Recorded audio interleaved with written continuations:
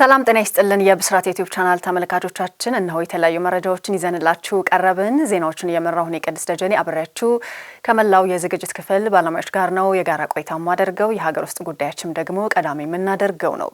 በቤት ሰራተኛዋ ላይ የአስገድዶ መድፈር ወንጀል የፈጸመው ግለሰብ በጽኑ እስራት ተቀጣ። በቆላ ድባ ከተማ ቀበሌ 03 ነዋሪ ሆነው አቶ አደራጀው ማንደፍሮ ክብረት ከሰሜን ጎንደር ዞን አድርቃይ ወረዳ ዛሪማ ከተማ በቤት ሰራተኝነት አምጥቶ በቤቱ ያስቀመጣትን ታዳጊ ወጣት አስገድዶ በመድፈር ወንጀል ተከሶ የ12 ዓመት ጽኑ እስራት እንደተፈረደበት ተገልጿል። እንደ መዝገቡ መረጃም ከሆነ ወንጀሉ የተፈጸመው መጋቢት 21 ቀን ከምሽቱ 4 ሰዓት ላይ ሲሆን በግለሰቡ መኖሪያ ቤት ውስጥም ነው። ተከሳሹ ረዳት የሌላትና ከሩቅ አካባቢ ለስራ የመጣችን ታዳጊ ወጣት ጥበቃ ሊያደርግላትና እንደ ልጁ ሊያት ሲገባ እምነቷን በመክዳትና ጉልበት በመጠቀም አስነዋሪውን የደፈራ ወንጀል ፈጽሟል። የቆላ ድባ ከተማ አስተዳደር ፖሊስ ጽሕፈት ቤት የወንጀል ምርመራ ክፍል ከህብረተሰቡ በደረሰው ጥቆማ መሰረት ምርመራውን በአጭር ጊዜ አጣርቶ ለምስራቅ ደንቢያ ወረዳ ፍትህ ጽሕፈት ቤት አቅርቧል። ፍትህ ጽሕፈት ቤቱም ክሱን ለወረዳው ፍርድ ቤት በመመስረትም ሲከራከር ቆይቷል።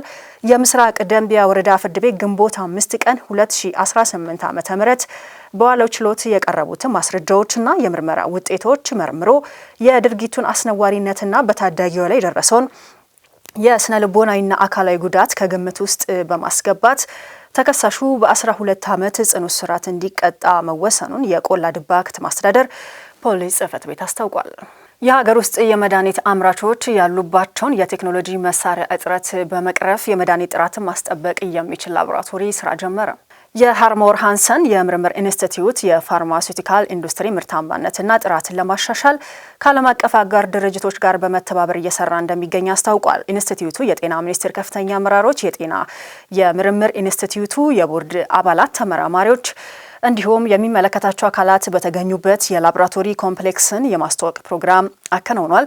በኢንስቲትዩቱ የፋርማሲውቲካል ኢንዱስትሪ ዲቨሎፕመንት ዳይሬክቶሬት ዳይሬክተር አቶ አስጨናቂ አሰፋ ለብስራት ራዲዮ እንደገለጹት ኢንስቲትዩቱ ለሀገር ውስጥ የመድኃኒት አምራች ኢንዱስትሪዎች የገነባውን የላቦራቶሪ አቅም አስተዋውቋል። ኢንስቲትዩቱ አሁን ላይ ቁጥራቸው 40 የሚሆኑ ላቦራቶሪዎች እንዳሉት ገልጸው ይህም በዘርፉ የተሰማሩ አምራቾችን ለመደገፍም እንደሚረዳ ተናግረዋል።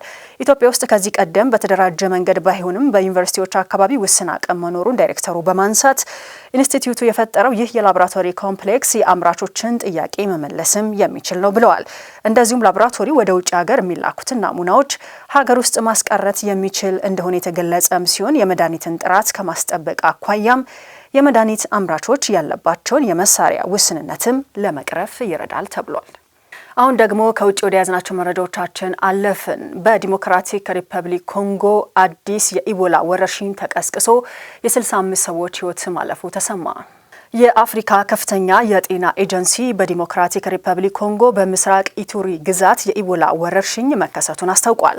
በዋነኛነት የወርቅ ማዕድን መውጫ በሆኑት ሞንጎዋሉና ራዋፓራ ወደ 246 የሚጠጉ ተጠቂዎች የተገኙ ሲሆን 65 ሰዎች ደግሞ መሞታቸውን የአፍሪካ የበሽታ መቆጣጠሪያና መከላከያ ማዕከል ወይንም ሲዲሲ አፍሪካ ገልጿል። በዛሬው ዕለት በወጣው መግለጫ ከዲሞክራቲክ ሪፐብሊክ ኮንጎ፣ ዩጋንዳ፣ ደቡብ ሱዳንና ሌሎች ዓለም አቀፍ አጋሮች ጋር የበሽታውን የመቆጣጠርና የድንበር አቋራጭ ክትትል ላይ ለመወያየትም ስብሰባም እየጠራ መሆኑን አክሎ ገልጿል። ኢቦላ ለመጀመሪያ ጊዜ የተገኘው እንደ አውሮፓውያን አቆጣጠር በ1976 አሁን ዲሞክራቲክ ኮንጎ በምትባለው በቀድሞዋ ዛየር ከሌሊቶፍ እንደመጣም ይገመታል። በሀገሪቱ የኢቦላ ወረርሽኝ ቫይረስ በሽታ ሲከሰት ይህ ለ17ኛም ጊዜ ነው።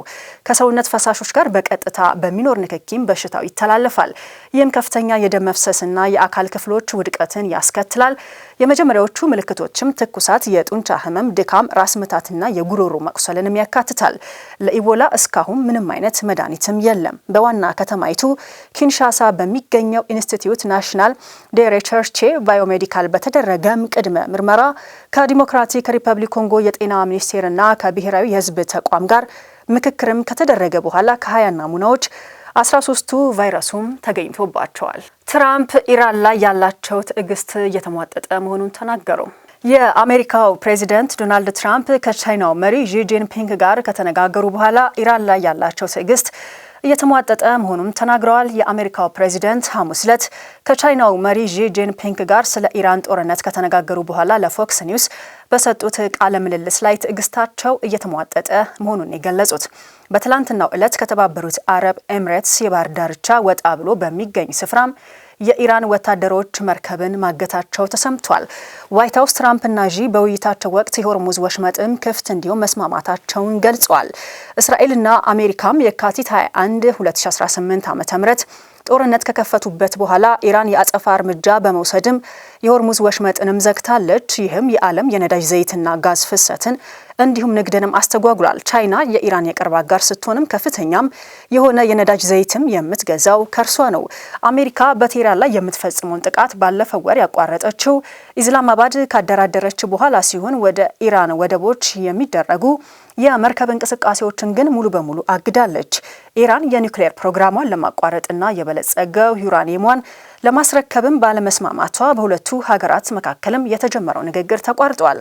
ትራምፕ ከፎክስ ኒውስ ጋር በነበራቸው ቃለ ምልልስ ወቅትም ከዚህ በላይ ትዕግስት አይኖረኝም ብለዋል። አክለው መስማማት አለባቸው ሲሉም ተደምጠዋል። ተመልካቾቻችን መረጃዎቻችን እነዚህን ይመስሉ ነበር። ስለተከታተላችሁን አመሰግናችኋለን። በያላችሁበት ሰላሙን